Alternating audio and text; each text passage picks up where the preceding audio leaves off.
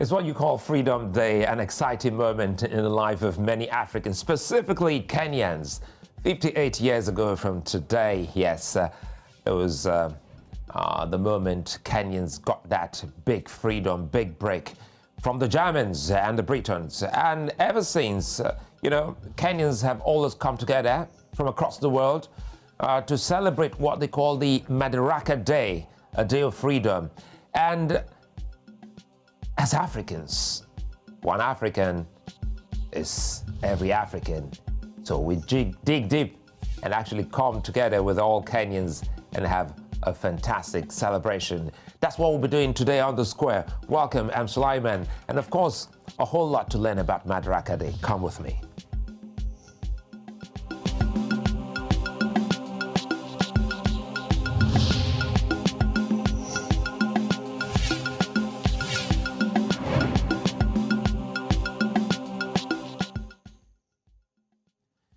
Kenyans gathered today in Kisumu County to celebrate a beautiful moment in the life of every Kenyan, Madaraka Day. June 1, the day Kenya attained self-rule, is one of the 3 constitutionally recognized national days in history. Now, it is set aside for the celebration of the Madaraka Day, signifying and commemorating the freedom of Kenya. Now, for more than 80 years, Kenya was ruled by Europeans, Germans, and later Britons. Now, in 1890, the East African region came under the control of the Imperial British East Africa Company, and Kenya was a part of the British East Africa Protectorate from 1895 until it became a British colony in 1920. Now, land disputes between local Kenyans and the British colonialists became commonplace, and this led to the popularly known Mao Mao Rebellion of 1952. Now, Kenya didn't have its first elections until 1957, when Jomo Kenyatta, one of the greatest African to ever walk on the planet. Now, Kenyan African National Union was formed, and of course, on the 1st of June 1963, Kenya attained self-governance, and Kenyatta became the country's first prime minister. Now, aside from the Madaraka Day, Kenya also celebrates its independence known as the Jamhuri Day on December 12 every year. And that is why on The Square today, we're having that beautiful moment with every Kenyan out there. Joining me to look at this on the show is Kevin OSIDO. He's the Executive Director of County Governance Watch, and retired Major Nicholas Mayenzwe. He's of the Association of Corporate and Industrial Security Management Professionals. Gentlemen, welcome to the show, and I must say congratulations and happy Madaraka Day. Thank you so much. Happy Madaraka Day to you from Kenya. We are very excited, and thank you so much for the opportunity to speak to your channel. I'm more excited. Thank you so much, Salaman. Yeah, go ahead. I said thank you so much, and happy Madaraka Day to you too, and to all Kenyans.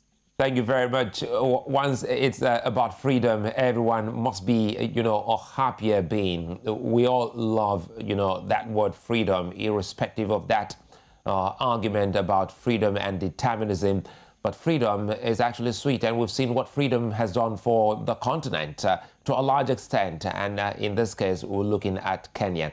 So quickly, let me start with you, Nicholas. Can you give us a brief history of Madaraka Day and what it means to Kenyans so that other Africans watching can better appreciate what we're doing at the moment?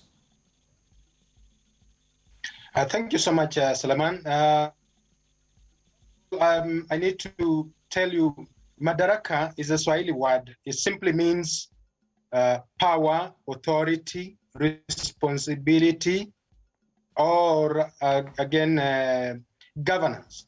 And therefore, when this word was chosen by our forefathers, that day on 1st of June 1963, when we attained self-rule from the British colonialists.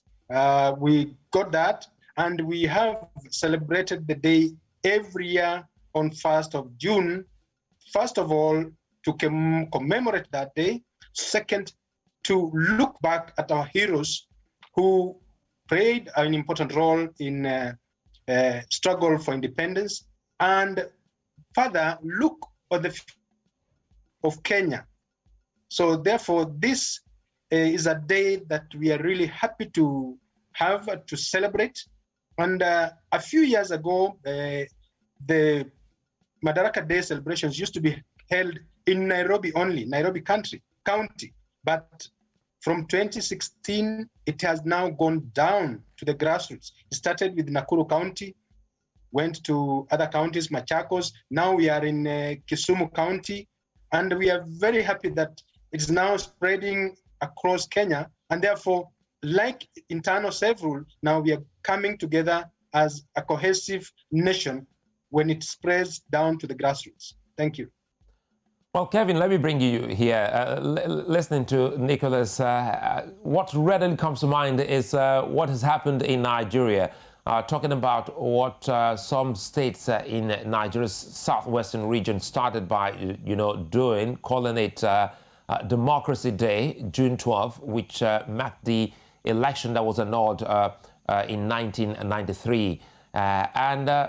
With the second coming of President Buhari, he's now changed what we call Democracy Day to now be on June 12. Now let's take it down home to Kenya. Some analysts have said Madaraka Day shouldn't be held since there is also the Jamhuri Day, which is more like a national independence for every Kenyan. Do you agree? Thank you so much. One of the things that is fundamental, particularly when it comes to the history of Kenya, is our foundational growth. And so when you look at Madaraka Day and Independence Day, there is quite a totally different meanings, and particularly from what Nicholas already said in the definition of what Madaraka is, because Madaraka is Swahili and Jamhuri is also Swahili. So Madaraka is, as he rightfully said, is purely power, self-rule, self-governance. But then when you look at what Jamhuri is purely about independence. And the history then takes us back to the theoretical underpinnings of why our founding fathers felt that it was paramount for us to have these particular differences. So for the first one, which is Madaraka Day, is for us to look at taking power and gaining our own, self-governance and self-rule. And then when you look at Jamhuri Day, we are looking at our own independence. So looking at our own institutions, the meanings of what those institutions, mean to us, and how we can be able to integrate our lives, and also the aspirations of the citizens of the Republic of Kenya, as opposed to taking power or gaining power from colonial masters, which is what happened on 1st of June. And so I would not want to belabor much on the narrations or the narratives around why other analysts or other thoughts might imagine that Kenyans would want to separate Jamhuri Day and Independence Day, because these 2 days mean totally different things. And if you look at what the three key issues were at independence, at Jamhuri Day, we were dealing with issues around poverty, ignorance, and disease. So in Swahili, we say it is njaa, ugonjwa na ujinga. So and these were basically aimed at ensuring that the citizens have an opportunity to derive power for which they can be able to make their own independent choices, engage with their government and ensure that that government responds to them, which is not what was actually happening during the colonial British masters. At that particular point in time, we had, laws being made for us. We had, institutions that Africans, particularly Kenyans, had no business engaging in.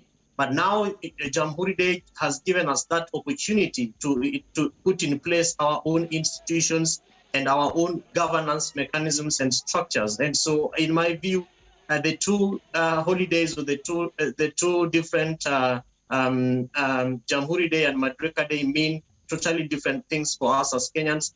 One is purely gaining self-rule, so that we are able to ensure that power is coming from within ourselves, and then independence, that we are able to integrate our institutions, our choices, and how government aspirations actually are rolled down to the lives of Kenyans, and what that means to us.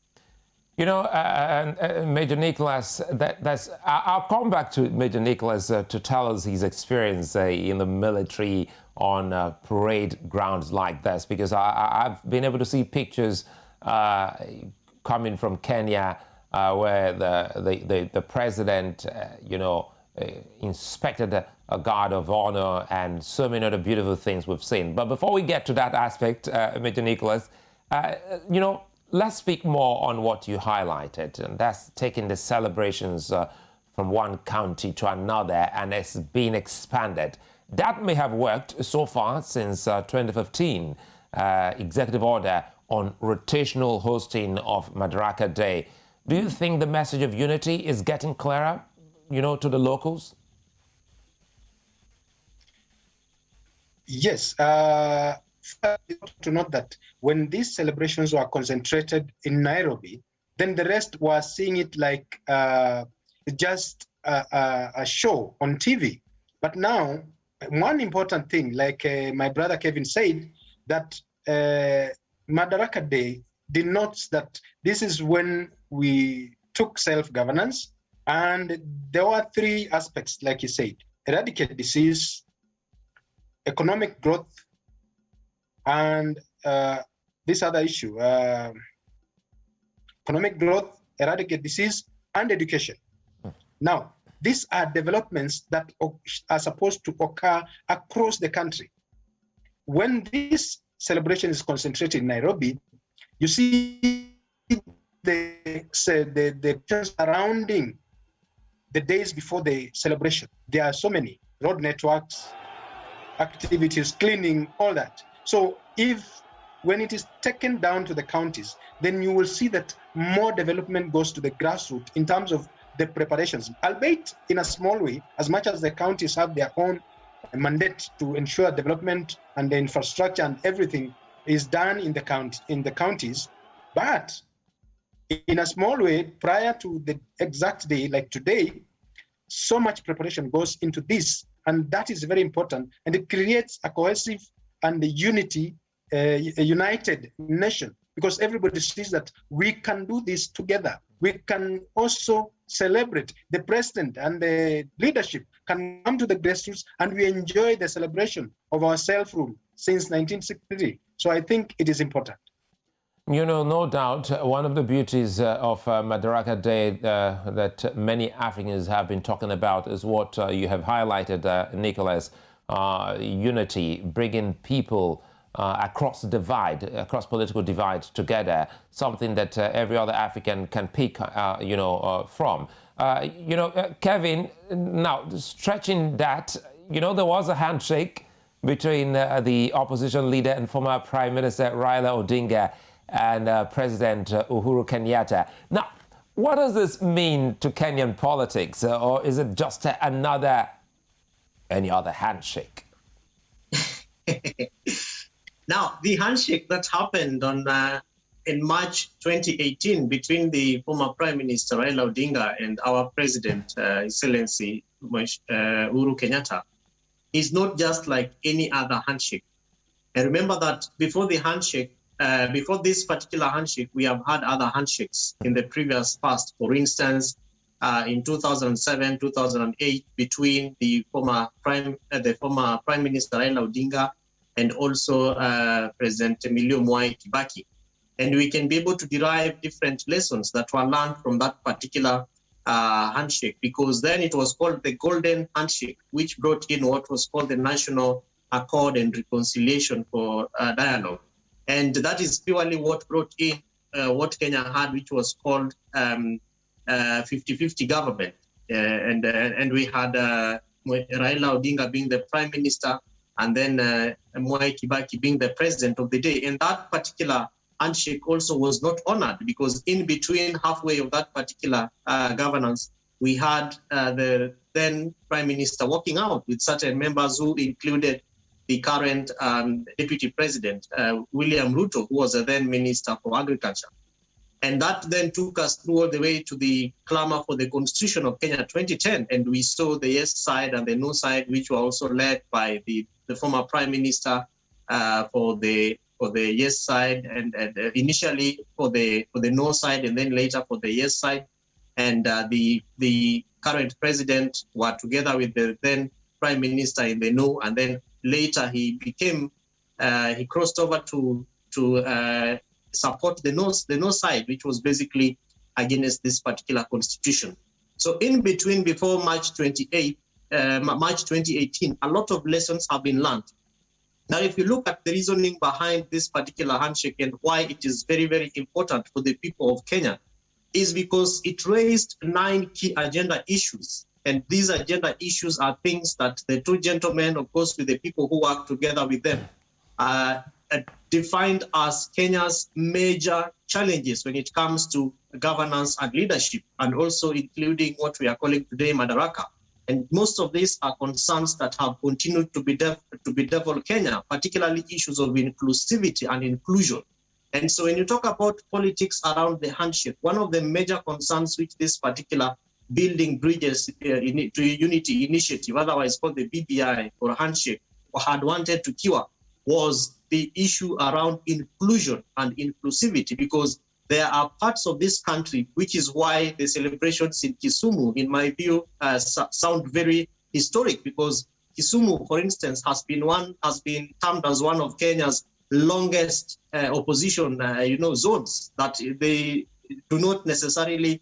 They've actually never been in the government fundamentally to see and reap the benefits of any particular government of the day in Kenya.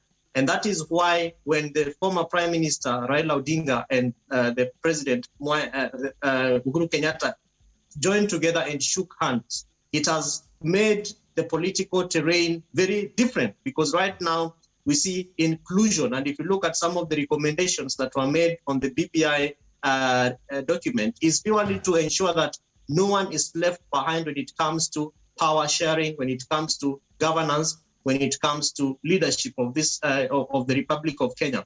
And so the handshake, therefore, other than without necessarily talking about all the other 8 items, but of course zeroing down on devolution, then gives also the opportunity to different corners of the world, of the country, without necessarily thinking that your own must be a president for resources to be devolved to you, or for benefits, for people to see certain benefits being reaped from, or rather accruing from governance and also from leadership.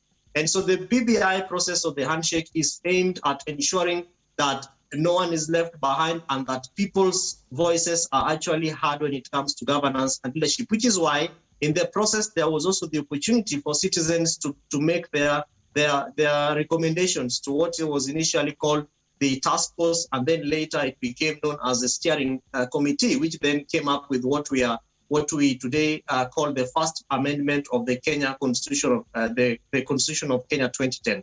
And so in my view, it therefore gives us an opportunity to think through lessons that we have learned from self-governance, lessons that we have learned from independence perspectives, and also looking at what's happening in other countries. For instance, in Nigeria, a lot of what is happening in Kenya, particularly from our devolved governance systems, are actually most of these are borrowed from 3 countries. One is the United States, and also South Africa, and then Nigeria. So this really gives us an opportunity to rethink and look at what has been gained and the challenges or mistakes or gaps that we have also experienced through the 58 years of our leadership, and also looking at the 3 years of the handshake. I'll tell you something, Kevin. When that happened in 2018, it went viral in Nigeria. A lot of people, tweeted about it, talked about it across social platforms, and asking leaders here in Nigeria, just as you mentioned, to toe that line, because they felt that this is the true spirit of inclusion when it comes to, politicking. Now, let's, Major Nicholas, listening to President Kenyatta, he made mention of some really, really important things like celebration of the return of Kenya's liberties, the restoration of dignity, and the democratic resilience built over the last 58 years. Now, do you agree, watching the president talk about these key three things? Yes, I do agree with the president. If you look at the backdrop of what he was saying, there has been a lot of complaints and the hullabaloos about the president leaning towards the military in terms of reviving most of the rundown and moribund infrastructure, factories, and so many institutions. Kenya Meat Commission, the standard gauge railway to Kisumu and Malaba, all these infrastructure activities, that is what he's looking at. And he's looking at the military in terms of the integrity, in terms of the quick action that they take.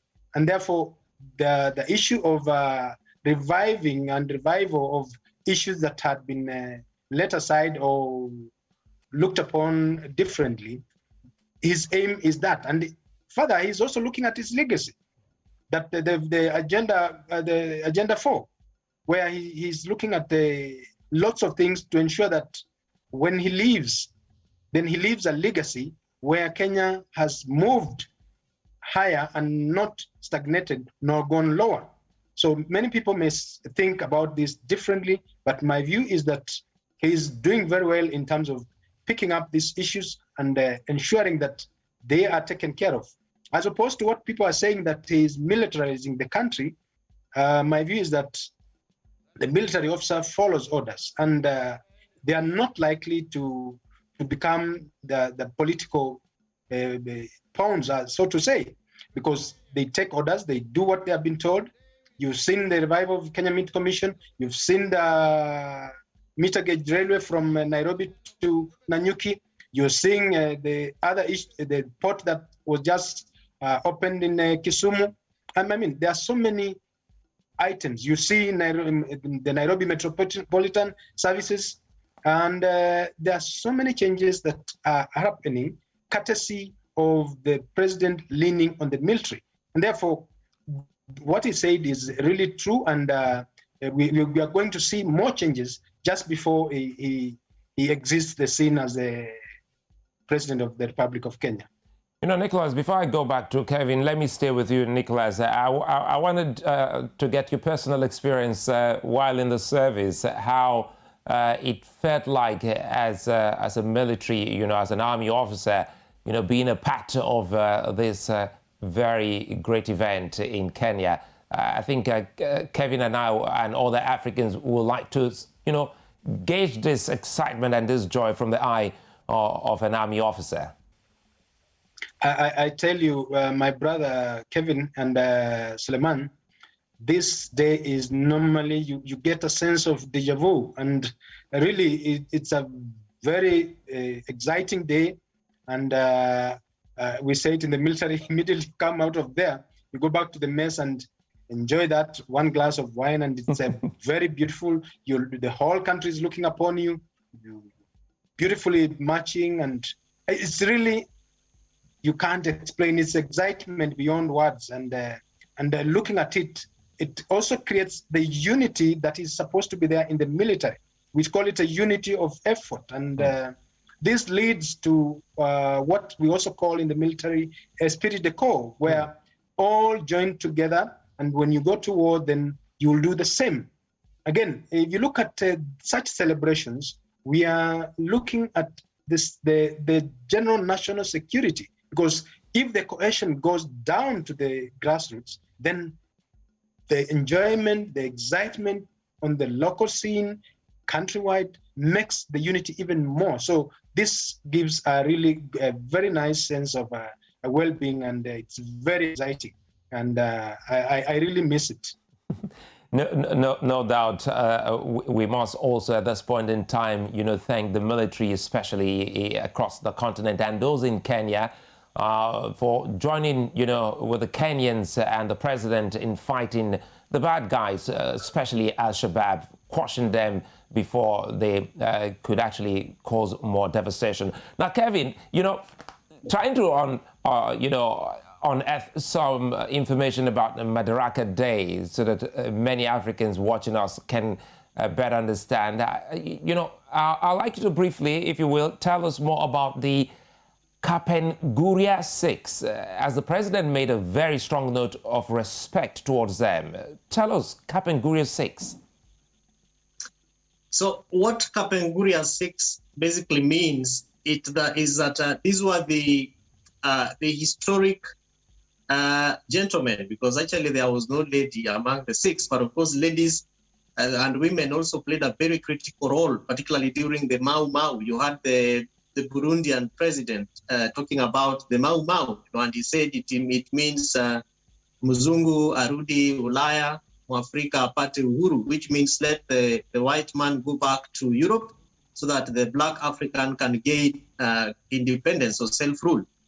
And so the Kapenguria 6 were the people who mooted the idea of the idea of Madaraka, the idea of self-governance, the idea of self-rule. And these included people like Jaramogi Oginga Odinga. You had the president talking about Jaramogi Oginga Odinga. And he also actually said that Jaramogi Oginga Odinga was a descendant of Kisumu, and that Kisumu was the epicenter of the push to release Mzee Jomo Kenyatta, because Mzee Jomo Kenyatta was also part of this particular six. There were people like, members who are mainly at the center of crafting independence for Kenya. And why this is very, very important to us is because these are the men who decided to, take off their own personal interests, and they decided to mobilize. They decided to begin to have thoughts around how Kenya would gain its own self-governance and self-rule. They decided to engage the British colonial masters at that particular point in time. They began the conversations around liberation and ultimately laying the foundational stones. And that's why we call them our founding fathers, because were it not for this Kapenguria 6, independence would probably be a mirage. And Kapenguria is actually a name of a place. It is towards the northern part of Kenya, which is among the most driest parts of the Republic of Kenya, around the areas of Turkana. And why this was being done is because these are areas that were actually, left behind, and they were seen to be areas where nothing good would come from. So why they were being sent to Kapenguria was probably so that they would be able to, to suffer, and then probably with the imagination of the British colonial masters, they would probably decide to forego the sacrifice of ensuring that there is self-governance for Kenya. But interestingly, they continued in their sacrifice and the desire to have Kenya break from these colonial masters, and then began conversations around ensuring that Kenya attains self-governance and self-rule. And so they were able to create, Suleiman, the liberation momentum, and ensure that it is not lost, and mobilized several other people from the various parts of the country, because each of the six members actually represented the different corners of the Republic of Kenya. And these were men who therefore decided to, ensure that they provide a reason for why Kenya at that particular point in time, 1st June 1963, would then be guaranteed a republic. And if you remember, that is when the conversations around ensuring that Kenya becomes a government of self-rule and self-governance actually began. And so even as we talk about the Kapenguria 6, remember that at that particular point in time, the conversations between two of these men, particularly Jaramogi Oginga Odinga and Mzee Jomo Kenyatta, were more or less similar to what we see today, which were basically conversations around one inclusive Kenya. But if you look at the push and pull between the two leaders, it was not, you would not be able to imagine that 58 years down the line, we would see their own sons, trying to bring back the country and ensure that the spirit that they had at that particular point in time in 1963 actually sails through, and that today Kisumu County could actually host what we call Madaraka Day. And that really is, in my view, also presents quite a number of lessons that we can be able to learn. And one of it is a historic hub, the nature of historic hub of Kisumu, that it is a East African, it also hosted issues around the East African cooperation. When this conversation began, you actually spoke about the Imperial British East African Company. And if you look at how the Kapenguria Six took advantage of Kisumu and the lakeside views and the versions of what Kisumu presents to begin a conversation around how we can be able to enhance the growth of Kisumu from what lessons had been learned from Iberia or the British Imperial East African Company. That Sulaiman, in my view, then presents why we continue to talk about the Kapenguria Six. And in the Republic of Kenya today, we have a number of historic buildings, historic highways that have also been named behind these six men who decided to sacrifice for the sake of the people. Listening to you, Kevin, one sore point is the word sacrifice, which is very key here. And if you go back in history at that time, you're talking about these were young, Kenyans, young Africans in their youth. And that actually speaks to a whole lot about present-day Africans who are on the saddle trying to see what they can do for the continent. We'll take a moment. When we come back, we'll be talking pretty much more about the constitutional rigidity. That's paralysis of constitutional rigidity. Those are words from President Kenyatta trying to, unpack that and speak more on the way forward for Kenya and more so other African nations. Join us again.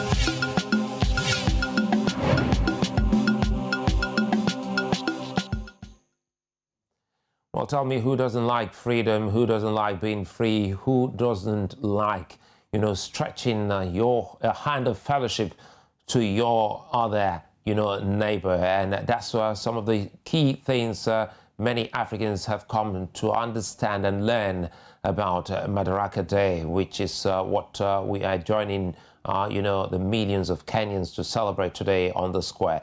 Well, I've been having that fantastic conversation with Kevin OSIDO and retired Major Nicholas Mayenzwe, and they've been unpacking the whole essence of this day. Gentlemen, good to know that you're still there, with me. Now, let's take this home quickly. And, President Kenyatta mentioned the paralysis of constitutional rigidity. Let me start with you, Kevin. Do you think there's a need for more review of the Kenyan constitution?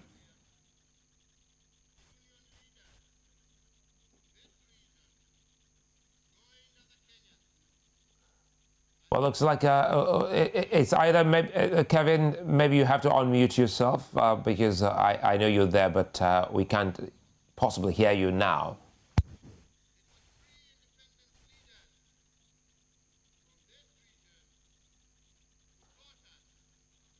Well, while we try to get that sorted out, Kevin and Major Nicholas, let's see more, get more information about this beautiful day. And it has to do with some of the key things that we have seen in Kenya.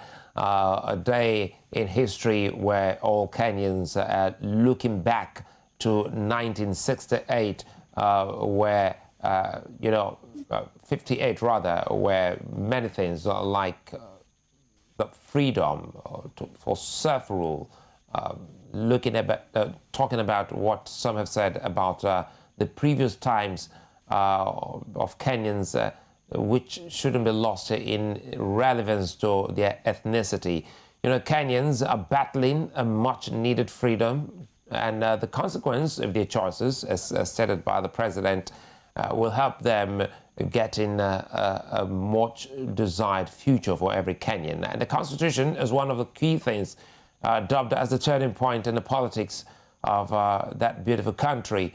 And it has been said to be the single tool of freedom. So in the words of the sage Jomo Kenyatta, he said, and I quote, "Our children, born and unborn, may learn about the heroes of the past, but our present task is to make ourselves the architects of the future." These are beautiful things, no doubt, which ordinarily one would say he saw into the future, and that's exactly what Kenya and pretty much other African countries are doing.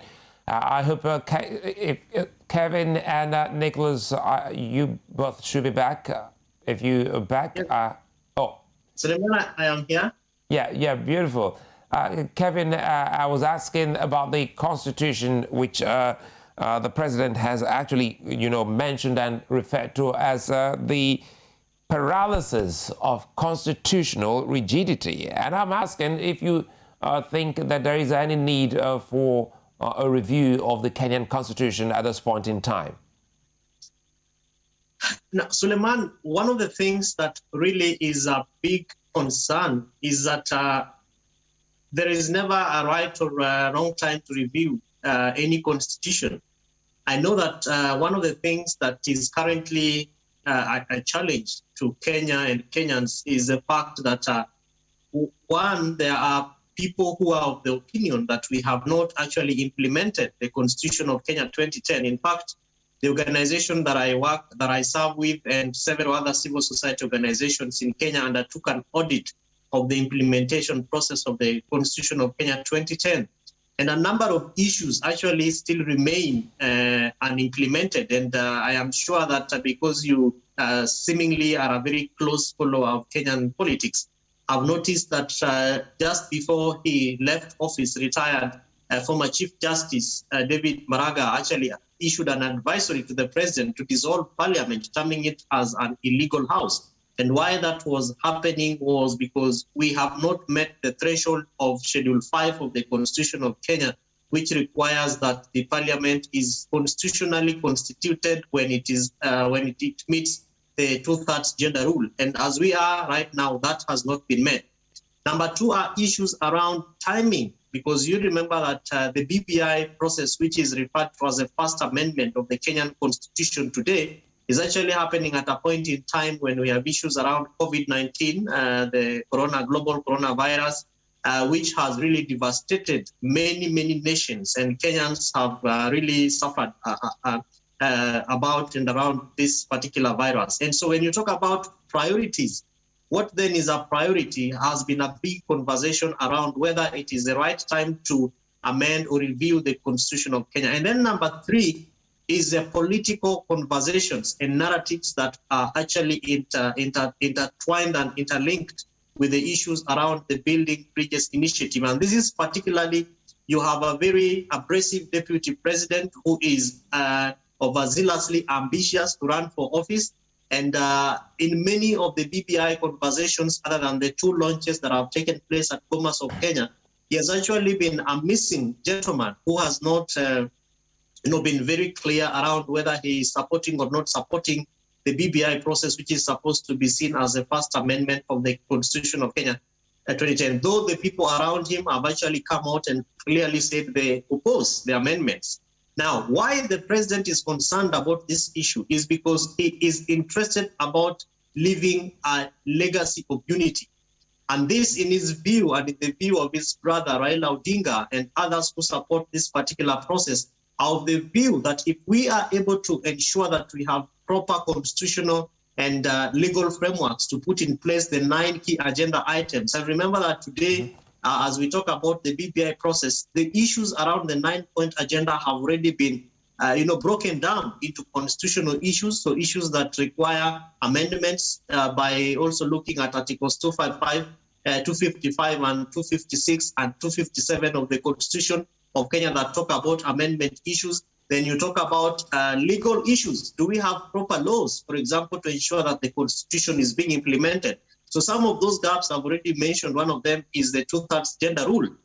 The third issue is, of course, institutions. How come we have institutions that are supposed to give life to the Constitution, but most of them have failed? And if you look at, for instance, issues are about corruption, which is also one of the 9 agenda issues that the BBI seeks to address. You have a whole constitutional commission called the Ethics and Anti-Corruption Commission, but we have monies which are being stolen every day. Public funds are being swindled by individuals who sometimes get arrested. You don't hear the cases being, consumed or discharged within effective and proper time frames. And then you have administrative issues. So must we have a constitutional amendment to address these administrative issues? And that is why, in the words of the president today, he is talking about a national conversation and the burden of choice. And why, in my view, I think that is emphasizing on this issue is because we have a high court that has already declared the BBI process unconstitutional, null, and void. And if you listen to his speech today, he was really more or less, talking to the judiciary and saying, aren't we supposed to use the Constitution to enhance citizen participation and ensure that the Constitution is not, a burden on our necks and that we are closing it for the citizens? So as I finish on this, Suleiman, I am convinced that the president is interested in a legacy that is going to guarantee this safe haven for all Kenyans, where everybody will feel part and parcel of the country, where parts that have been marginalized in the past will feel part and parcel of government. And that is why there are some very serious amendments to the Constitution. Kevin, I'll come back to you. You made it more so lucid, and it has to do with sometimes why is it that, because a lot of people are asking questions: are Kenyan leaders or African leaders doing enough in their duty of building and mapping out a great future? In any case, why would anyone be leaving office as the former Chief Justice? That's when you be saying something as important as that. What frightens you to the extent that you can't actually possibly say it while still in office? I see Major Nicholas is back. Good to have you, and it's our home stretch quickly here. Posing what the president tagged as the national question of the day, Nicholas, has Kenya occupied its rightful place in the society of nations as a result of the improvements we've seen? Thank you, Suleiman. Yes, Kenya is picking up and is now on the national scene. Look at the strategic position of Kisumu itself, for example, where the celebrations were done. How fast can you move by air from Kisumu to Juba, South Sudan? How long can you take from Kisumu to Uganda? How long can you take from Kisumu to Central Africa, to Congo, to Burundi, to Rwanda, to Tanzania, to Somalia, to Ethiopia? I mean, that is in itself tells you that the president has a certain vision. Maybe my view may be different, but when I look at it, Kisumu is likely to be a very good hub, and therefore the president is looking at a wholesome togetherness, a wholesome development, and Kenya is on a higher pedestal, Africa and worldwide, because of the tranquility with which we live. And therefore, if I go back to what Kevin has said in terms of the changing of the constitution, it is important to note that a constitution is a guiding booklet, or is guiding rules. They are not cast in stone. And therefore, if you look at the larger picture of the country, then you need to look at certain points that needs to be changed. And that is the conversation that the president and the Right Honorable Raila Odinga are talking about. And to me, like Kevin said, there is no right or wrong time to change the constitution. You look at it globally and what fits the country, because the drafters of the constitution when you're drafting the constitution, you're not saying that everything that has been drafted will be done like it has been drafted, because you don't know what is going to happen. Look at the military, for example. When you go to start a war, or when you go to war, you have orders. You're saying, you're going to do this, you're going to look at this, you're going to kill this, we are going to secure this, we are going to secure. When you go to the ground, you find things are different. You find the terrain is muddy. You expected it to be dry. So you change tact. You must have the flexibility that is there, which is a principle of war, and which is a principle of management, and the principle of leadership. Well, I think let's start closing down on this beautiful day. You know, listen to both of you. Kevin raised something very important, and he said, well, you know, it's not cast in stone. In that means, Kevin, and this applies to almost every African country, that the National Assembly or the Parliament has responsibility to, you know, have a tweaking of the Constitution, more like an ongoing thing. There mustn't be a set date to say this is what we should be doing. Is that what you meant? They should always look at those things that, according to Nicholas, is not cast in stone. If you see a portion that is inimical to the well-being of that country, then you should be able to tweak it and quickly pass it for assent to the president. Is it what you meant? Precisely. And if you look at why this is very paramount to us, is because as we spoke about the founding fathers in the Kapenguria Six, actually one of them, other than Achieng' Oneko and of course Bildad Kagia, people like Kungu Karumba, Fred Kubai, Paul Ngei, we had the current president's father as one of them. And during that particular point in time, which is why BBI is very important to His Excellency the President, is because, as we said earlier on, the current president's father, Mzee Jomo Kenyatta, and Raila Odinga's father, Mzee Jaramogi Oginga Odinga, almost never saw eye to eye. And that is partly why Kisumu City County, which hosted the Madaraka Day today, looked at this as a very historic occasion. And if you look at the investments in terms of government programs and the huge amounts of resources that are going to be spent to change the lives of the people of Kisumu, it is supposed to begin to show Kenyans that you don't have to come from a wealthy family, or your father doesn't have to be to have been a president for you to be a president. And that is the legacy that the president is aiming at, particularly when you look at the BBI process. And so I am quite convinced that, as you rightfully said, that our parliamentarians, partly in my view, have failed to do their work in terms of ensuring that laws are put in place as they seek to exercise their representative role of representing people. They have not supported the president in terms of putting together laws that are supposed to support the constitution.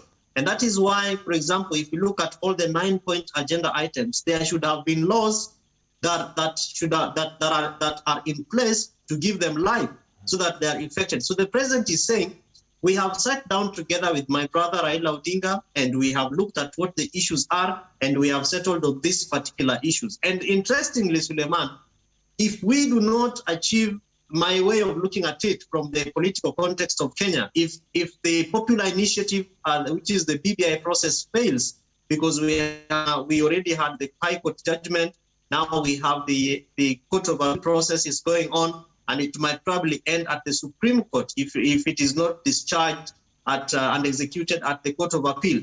Parliament will have to play a very critical role, particularly the National Assembly, to ensure that BBI is sparked, so that the president's legacy of inclusivity, indivisive politics of inclusion, politics of effective governance, politics of independence of institutions, politics of the rule of law, is actually left for Uhuru Kenyatta. Because if we fail to guarantee that, particularly the kind of marginalization that this country has seen in the past, I don't think there is going to be any other proper time other than a time such as now for the different parts of Kenya that have been marginalized, particularly when you talk about devolution, to benefit from the fruits of a proper inclusive governance like we have today. Suleiman. You know, I think there's no better time for us to have this conversation, and I'm hoping it's a conversation that we can keep going. It's always an exciting moment, honestly, speaking to Africans across the continent. Africans must come together, speak about development irrespective of where they are. We join Kenyans in celebrating the historic Madaraka Day, and we hope that the country takes its place amongst the greatest in the world and in line with the quality of human and natural resources. That's where Kenya truly, truly belongs. Many thanks for being such a nice company, Kevin, OSIDO, and Major Nicholas Mayenzwe. It's been awesome speaking with you on The Square today. To our viewers across the continent and the rest of the world, many thanks for watching. Don't forget to join us again tomorrow. Bye-bye.